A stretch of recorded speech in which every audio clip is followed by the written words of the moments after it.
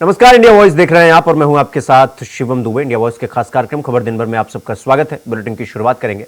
प्रधानमंत्री नरेंद्र मोदी ने जोधपुर में रविवार शाम को राजस्थान हाईकोर्ट के प्लेटिनम जुबली समारोह में बतौर मुख्य अतिथि शिरकत की। देश के तीसरी बार प्रधानमंत्री बनने के बाद नरेंद्र मोदी पहली बार राजस्थान आए। समारोह का आयोजन सीजेआई सुप्रीम कोर्ट के सीजेआई डीवाई चंद्रचूड़ की अध्यक्षता में हुआ। समारोह में सूबे के मुखिया भजन लाल शर्मा, सुप्रीम कोर्ट और दिल्ली हाईकोर्ट के कई न्यायाधीश भी शामिल हुए और शिरकत की।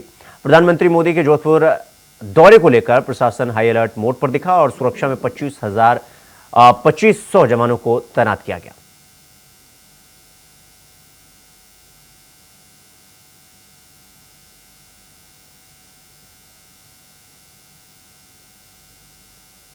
अस्तित्व से हमारे राष्ट्र की एकता का इतिहास भी जुड़ा है। आप सब जानते हैं, सरदार वल्लभ भाई पटेल ने जब 500 से ज्यादा रियासतों को जोड़कर देश को एक सूत्र में पिरोया था, उसमें राजस्थान की भी कई रियासतें थी। जयपुर, उदयपुर और कोटा जैसी कई रियासतों के अपने हाईकोर्ट भी थे। इनके इंटीग्रेशन से राजस्थान हाईकोर्ट अस्तित्व में आया, यानी राष्ट्रीय एकता ये हमारे जुडिशियल सिस्टम का भी फाउंडेशन स्टोन है। ए फाउंडिंग स्टोन जितना मजबूत होगा, हमारा देश और देश की व्यवस्थाएं भी उतनी ही मजबूत होगी। न्याय हमेशा सरल और स्पष्ट होता है, लेकिन कई बार प्रक्रियाएं उसे मुश्किल बना देती है। ये हम सबकी सामूहिक जिम्मेदारी है कि हम न्याय को ज्यादा से ज्यादा सरल और स्पष्ट बनाएं। और मुझे संतोष है कि देश ने इस दिशा में कई ऐतिहासिक और निर्णायक कदम उठाए हैं। हमने पूरी तरह से अप्रासंगिक हो चुके सैकड़ों कॉलोनियल कानूनों को रद्द किया है। आजादी के इतने दशक बाद गुलामी की मानसिकता से उभरते हुए देश ने इंडियन पिनल कोड की जगह भारतीय न्याय संहिता को एडॉप्ट किया है। ये भारतीय चिंतन का आधार भी है। भारतीय न्याय संहिता इस मानवीय चिंतन को आगे बढ़ाती है। भारतीय न्याय संहिता हमारे लोकतंत्र को कॉलोनियल माइंडसेट से आजाद कराती है। न्याय संहिता की ये मूल भावना ज्यादा से ज्यादा प्रभावी बने, ये दायित्व अब हम सभी के सामने है। हमारा देश तेजी से बदला है। कभी हम 10 साल पहले 10वें पायदान से ऊपर उठकर दुनिया की 5th लार्जेस्ट इकोनॉमी बन गए हैं। आज देश के सपने भी बड़े हैं, देशवासियों की आकांक्षाएं भी बड़ी हैं।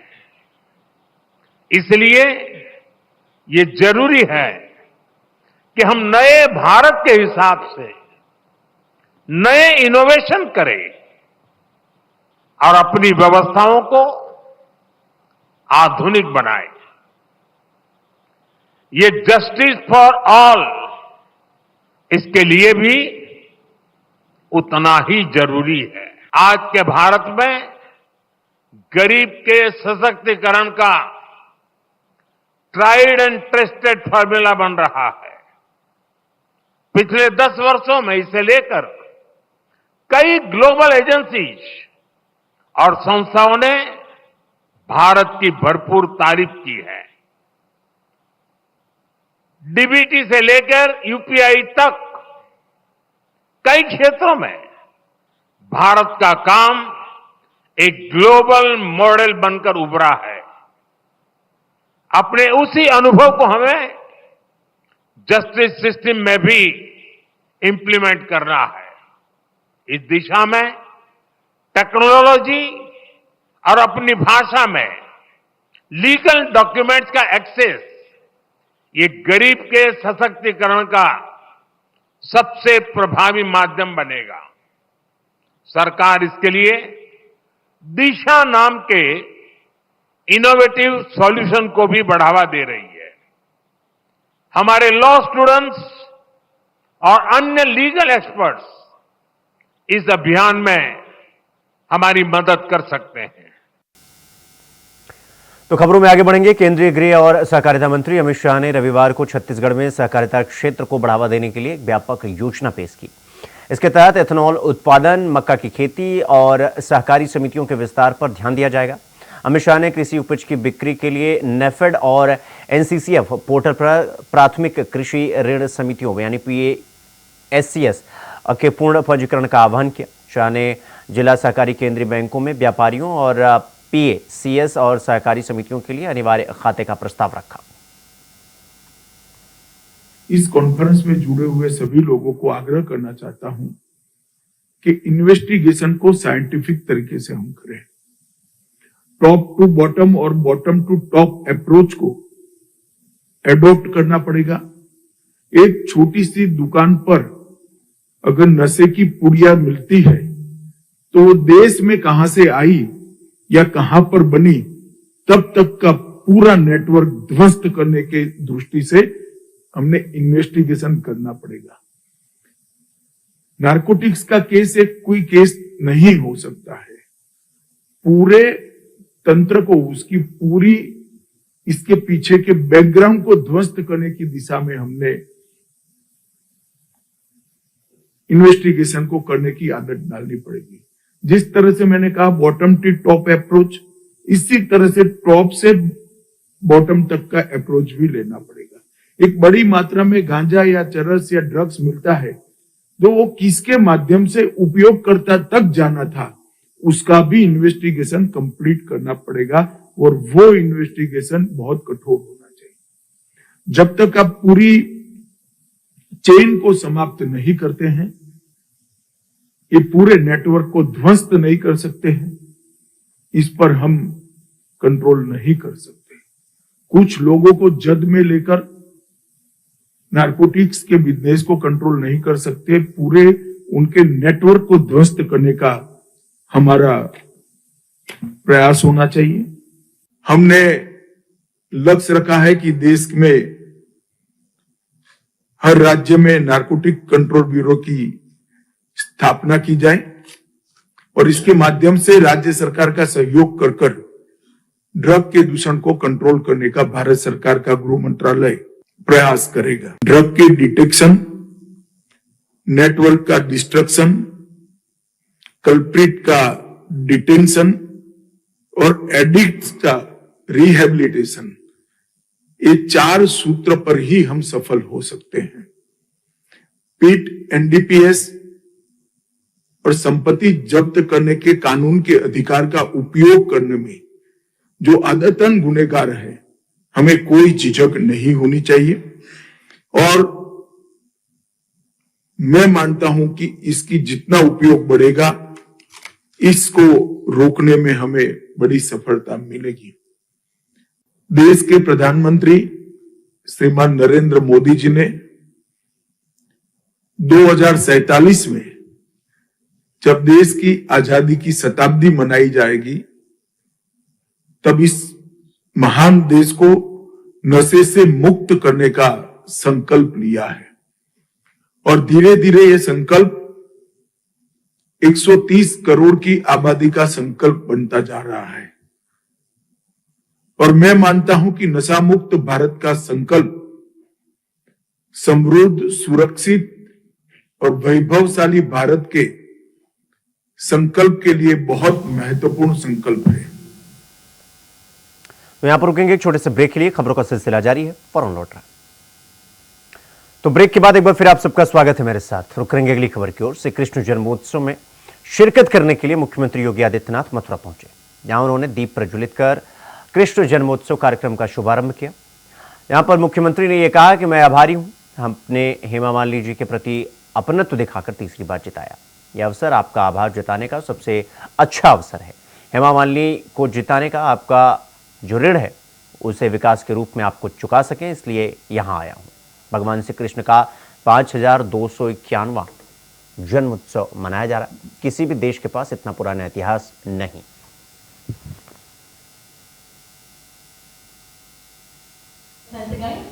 और स्वागत की श्रृंखला में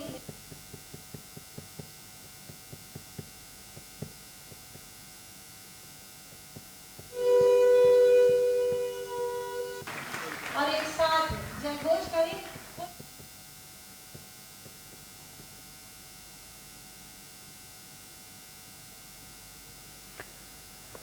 तो श्री कृष्ण जन्मोत्सव में मुख्यमंत्री योगी आदित्यनाथ वहां पर पहुंचे और दीप प्रज्वलित कर कार्यक्रम का शुभारंभ किया। और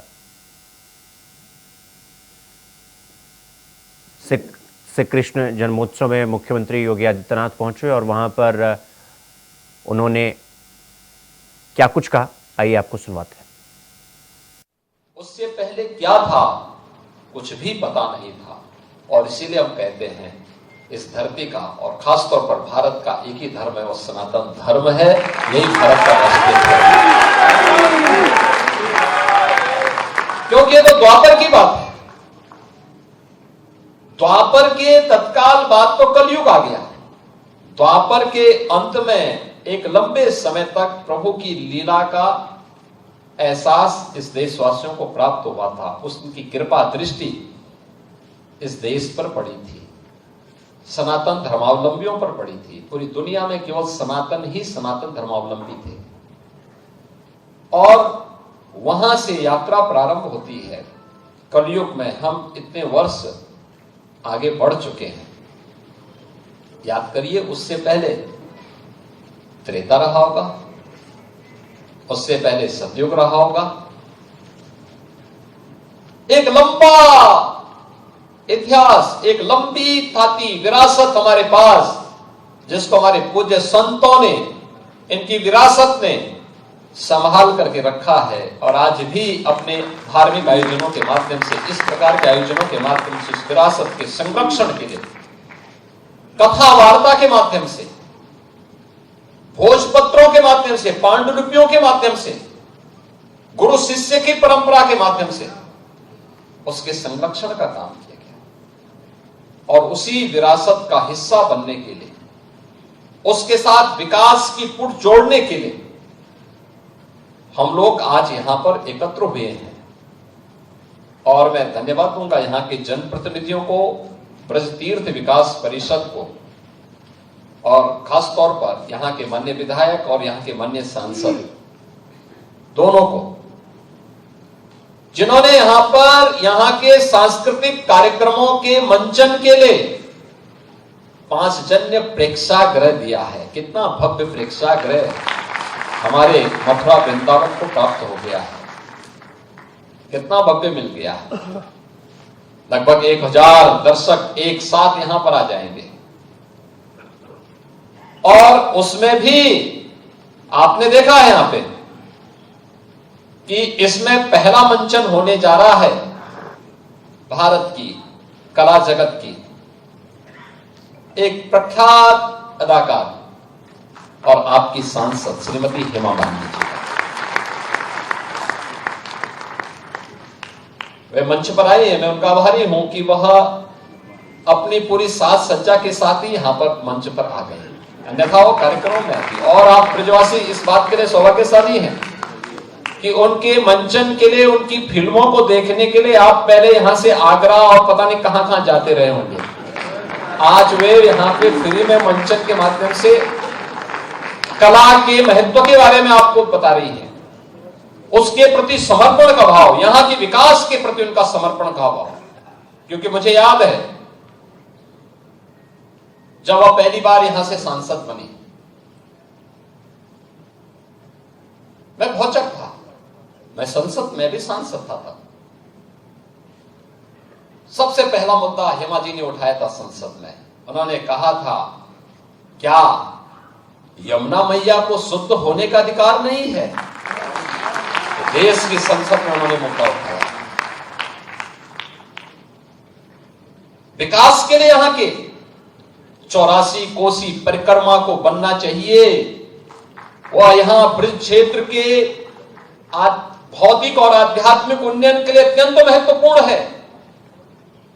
यहां के विकास के कार्यों में एक सकारात्मक योगदान, और वह लगातार आगे बढ़ा।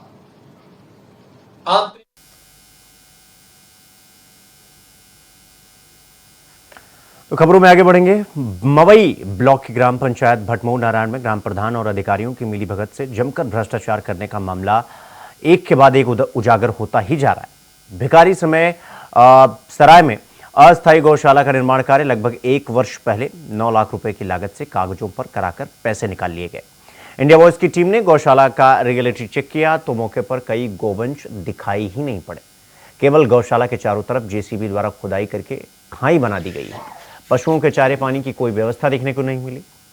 खंड विकास अधिकारी मवई अनुपम कुमार वर्मा ने बताया कि भटमऊ नारायणपुर के भिखारी सराय अस्थायी गौशाला की जांच करवाकर कार्रवाई की जाएगी। सर, भटमऊ नारायणपुर की भिखारी सराय का जो गौशाला है वहाँ पे 9 लाख रुपए भी निकाले गए हैं और केवल चारों तरफ जो खाई तरीके के खुदवाई दी गई है और रुपए भी निकल गए। इस पे क्या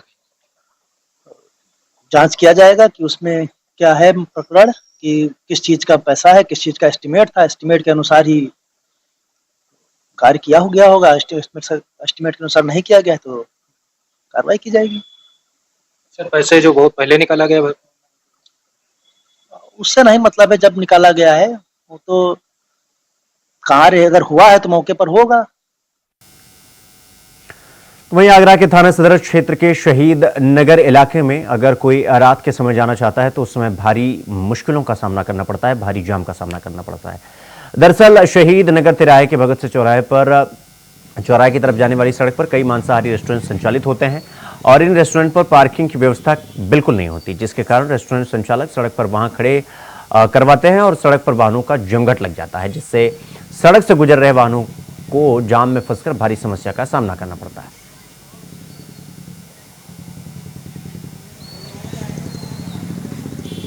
आगरा के शहीद नगर क्षेत्र में तमाम ऐसे मांसाहारी रेस्टोरेंट संचालित हैं जिनके पास पार्किंग की व्यवस्था नहीं है। वे रेस्टोरेंट संचालक रोडों पर ही गाड़ी को पार्क कराते हैं, जिससे लोगों को जाम की समस्या से जूझना पड़ता है। लंबे समय से इस जाम की समस्या से स्थानीय लोग जूझ रहे हैं। उन्होंने कई बार उच्च अधिकारियों से इसकी कंप्लेंट की, लेकिन बावजूद जाम की समस्या से समाधान नहीं मिल पा रहा है। आपको बता दें कि एसीपी सदर सुकन्या शर्मा का कहना है थाना प्रभारी को निर्देश दिए गए हैं और जल्द ही समस्या का समाधान कराया जाएगा। अपने सहयोगी सोहेब के साथ जीशान अहमद, इंडिया वॉइस। तो रुक करेंगे अगली खबर की ओर। झांसी से प्रयागराज जा रही पैसेंजर ट्रेन का इंजन बीच रास्ते में फेल हो जाने से ट्रेन में सवार पुलिस भर्ती परीक्षा के अभ्यर्थियों के सामने परीक्षा देने का संकट खड़ा हो गया। ट्रेन खराब होने की वजह से बड़ी संख्या में सवार नाराज अभ्यर्थियों ने हंगामा शुरू कर दिया। घटना की सूचना प्रशासन को महोबा प्रशासन ने अभ्यर्थियों के लिए तत्काल बसों का इंतजाम किया और जिसमें बैठकर अभ्यर्थी पुलिस भर्ती परीक्षा देने के लिए अपने अपने केंद्रों की ओर रवाना हो गए। तो वहीं रेल प्रशासन ने ट्रैक को अपने गंतव्य तक पहुंचाने के लिए दूसरा इंजन भेजा। करीब 2 घंटे बाद ट्रेन आगे की ओर रवाना हो सकी। क्या नाम है आपका? सर विनोद कुमार। कहाँ से आए आप? सर इस समय मैं कटेरा से आया हूँ सर। कहाँ जा रहे थे आप? सर महोबा पेपर देने जा रहे हैं उत्तर प्रदेश पुलिस का। क्या हो गया Belatal railway station? Belatal railway station पे सर रेल का इंजन फेल हो गया सर। जिससे लोगों को परेशानी हो रही है। और सर समय पेपर का 1 बजे से है कि अंदर एंट्री 1 बजे से है, तो सर क्या है इसमें जो छात्र छात्रा हैं उनको परेशानी हो रही है और ट्रेन सर चलने में असमर्थ है। और सर स्टेशन प्रबंधक से पूछा तो वो कह रहा है करीबन 1 घंटे लगेगा यहाँ पर इंजन आने में। तो ऐसे हालात पे क्या व्यवस्था की गई प्रशासन की ओर से? सर मुख्यमंत्री जी ने कहा था, माननीय योगी जी ने, कि कहीं भी अगर कोई वाहन खराब होता है तो तत्काल प्रभाव से अधिकारी लोग कर्मचारी लोग मिलकर वहाँ पर बच्चों की सुविधा के लिए वाहन मंगाएं और उनको अपने अपने सेंटर तक सुरक्षित पहुँचाएं ताकि बच्चा अच्छी तरह से पेपर दे सके। लगभग कितने स्टूडेंट हैं यहाँ स्टेशन में? करीबन यहाँ पर सर 2000 स्टूडेंट हैं। तो महोबा, बांदा, चित्रकूट जा रहे हैं? जाने वाले सर। क्या बजे इंजन फेल हो गया यहाँ पे? कब आई थी हम लोगों को सर यहाँ पर 3 घंटे हो गए सर खड़े हुए। 10:30 कोई व्यवस्था नहीं बन पाई? नहीं सर, कोई व्यवस्था नहीं बन रही। और सर माने प्रबंधक जी कुछ सुन नहीं रहे हैं, बता रहे हैं कि केवल इंजन आ जाए। वहीं मिल्कीपुर सीट पर उपचुनाव को लेकर समाजवादी पार्टी के सांसद अवधेश प्रसाद का बयान सामने आया है। अवधेश प्रसाद ने यह कहा कि मर्यादा पुरुषोत्तम भगवान राम की धरती से बीजेपी हारी। देवतुल्य मतदाताओं ने पूरे देश और दुनिया में इस बात का संदेश दे दिया है, अब धर्म के आधार पर राजनीति नहीं चलेगी। तो जन्माष्टमी का कल महापावन पर्व है। जन्माष्टमी के महान पावन पर्व पर आप सबको हार्दिक बधाई देता हूं। आप सबका अभिनंदन करता हूं, स्वागत करता हूं और आपके प्रति आभार प्रकट करता हूं कि आपने मुझसे बात कर हमारी बात को देश और प्रदेश और सब जगह पहुंचाने के लिए आप आए हो। अब सवाल करिए। आपके बेटे चुनाव लड़ रहे हैं, टिकट फाइनल हो गया है? देखिए, ऐसा है कि मिल्कीपुर का चुनाव यूँ तो बाई इलेक्शंस जो हो 10 हैं, लेकिन भारतीय जनता पार्टी इस चुनाव को राष्ट्रीय चुनाव मानकर चुनाव लड़ रही है। और भारतीय जनता पार्टी चूंकि 54 फैजाबाद जो मर्यादा पुरुषोत्तम राम की धरती है अयोध्या, वहाँ से भारतीय जनता पार्टी हारी है और वहाँ की महान जनता ने, देवतुल्य मतदाताओं ने इस बात का संदेश पूरे देश और दुनिया में दिया है कि इस देश में अब धर्म पर आधारित राजनीति नहीं चलेगी। अब राजनीति चलेगी आपसदारी की, भाईचारा की और संविधान बचाने की। बाबा साहब भीमराव अम्बेडकर ने जो संविधान और पीडीए की राजनीति चलेगी, आरक्षण की राजनीति है, आपसदारी, भाईचारा, विकास की। और जो देश की सबसे बड़ी समस्या है महंगाई, बड़ी समस्या है हमारे देश के नौजवान, जो हमारे देश की दौलत है। किसी देश की दौलत सोना, चांदी, हीरा जवाहरात नहीं होती है, बल्कि उस देश के लोग होते हैं, इंसान हुआ करते हैं, युवा हुआ करते हैं।